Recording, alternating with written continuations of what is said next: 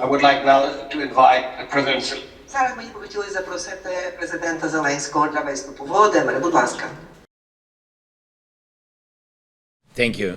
Thank you so much, dear Secretary Hilly, dear Minister Pistorius, ministers and commanders, dear friends. I'm grateful for today's meeting and for the Ramштайн format, which is truly useful. Thank you to all the countries that continue to support Ukraine, our defense, our soldiers, our resilience, stable, predictable, and sufficient defense support, along with joint pressure on Russia and our own resilience here in Ukraine, including our domestic weapons production, and absolutely necessary for this war to finally end. And it must end at the negotiation table.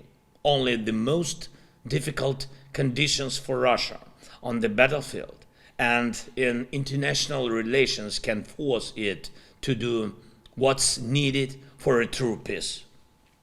And today marks exactly 1 month since Russia rejected the US proposal for a full and unconditional ceasefire. 1 month that has made it completely clear Russia is the sole cause of this war. Without strength against Russia, there will be no will in Russia to accept and implement any realistic and effective proposals for peace. I thank everyone who supports this kind of policy, a policy of real results. Today, I'm speaking to you from Кривий Ріг. This city lives under almost constant air alerts because of drones or Russian missiles. The most dangerous threat is ballistic missiles. When there's a ballistic threat, people have just a few minutes to reach shelter. Just imagine what that's like sending your child outside or just walking through the city knowing that a missile can hit within 5 minutes of launch. It's constant danger. Exactly a week ago, here in this city, in Кривий Ріг, a Russian ballistic missile killed 19 people, including 9 children, just children. On an ordinary street in Ukraine, we don't have time for metaphors. Our people, our children are under attacks in many cities and villages. Дніпро, Кривий Ріг, Нікополь, Полтава, Миколаїв, Запоріжжя, Суми, Харків, Одеса, Чернігів, and other, many others. They all need protection from Russian missiles. You know that Ukraine has a shortage of air defense systems. You know that Patriot systems can effectively protect against ballistic threats.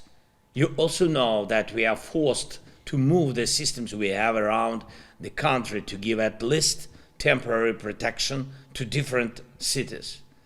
And you know what happens when even one system goes out of service.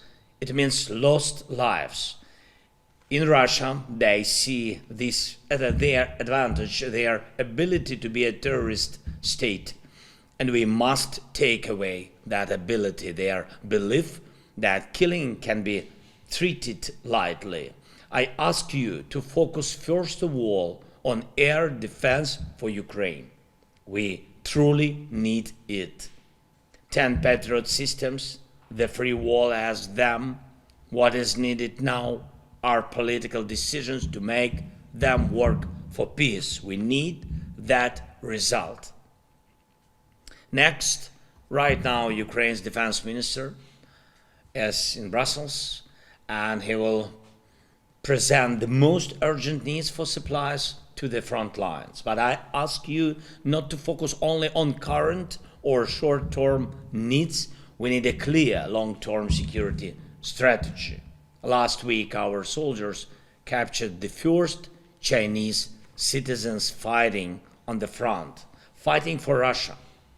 As of now, we have information that at least several hundred Chinese nationals are fighting as part of Russia's occupation forces. This means Russia is clearly trying to prolong the war, even by using Chinese lives. Putin was not satisfied with soldiers from North Korea. Now he's trying to cover his shortages by pulling in yet another nation, the Chinese. How long can he keep doing this? We must work together to make such questions not about Moscow's choices, but about our joint pressure on Moscow, because that's the only way it will work. And along with supporting our forces and maintaining sanctions against Russia now, we must also think about the future. What will force Russia to choose diplomacy and peace tomorrow? This is our common fate. Europe, the United States, NATO. I thank every leader, every country, everyone present here who's working with us on a new format, a format for a guarantee force, the coalition of the willing, a united force that can be part of the future security guarantees for Ukraine and at least our part of Europe after this war. We need to define clear details regarding the size, structure, deployment, logistics, sustainment, and the equipment and weapons of these security contingents in Ukraine, as well as the long-term support for a strong Ukrainian army. Thank you to everyone who understands how important it is to increase defense spending in Europe and to strengthen cooperation between our defense industries. And thank you to everyone who understands and explains to others that the key to successful diplomacy is determination. Determination in defense, determination in support, determination in pressuring the cause of this war, Russia. Pressure on Russia must increase every day, until the daily threat of Russian attacks disappears. It must vanish from Ukraine's sky, land, and sea. Thanks to you, to everyone who's helping. Slava Ukraini. Thank you very much, Mr. President.